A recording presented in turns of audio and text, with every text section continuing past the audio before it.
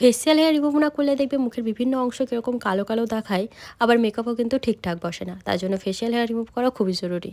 তো আমি সাধারণত এই রেজা দিয়ে ফেসিয়াল হেয়ারটা রিমুভ করি। রেজা দিয়ে রিমুভ করলে অনেকে হয়তো ভাবো যে পরের বারে হেয়ার গ্রোথটা বেশি হবে, কিন্তু একদমই তা নয়। কোনো রকম পেন ছাড়াই কিন্তু বাড়িতে খুবই কম খরচে তোমরা ফেসিয়াল হেয়ার এভাবে রেজা দিয়ে রিমুভ করতে পারো। আর এটার ভয় একদমই পাবে না যে নেক্সট টাইমে হয়তো হেয়ার গ্রোথ বেশি হবে, সেটা কিন্তু সত্যি বলছি একদমই হয় না। আমি 15 থেকে 20 দিন পর পর ফেসিয়াল হেয়ার রিমুভ করি, আর আমার কিন্তু হেয়ার গ্রোথ একদমই বেশি হয় না। যেমন নর্মালি আগে হতো ঠিক তেমনই হয়।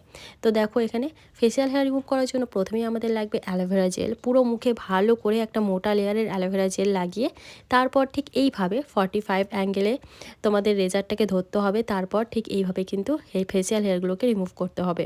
তো চেষ্টা করবে এক হাত দিয়ে স্কিনটাকে ওপরে একটুখানি টেনে ধরার, আর এক হাত দিয়ে এরকম করে হেয়ারগুলোকে রিমুভ করার। আর রিমুভ করার পর মুখটা ভালো করে ওয়াশ করে কিন্তু ময়েশ্চারাইজার অবশ্যই লাগাতে হবে।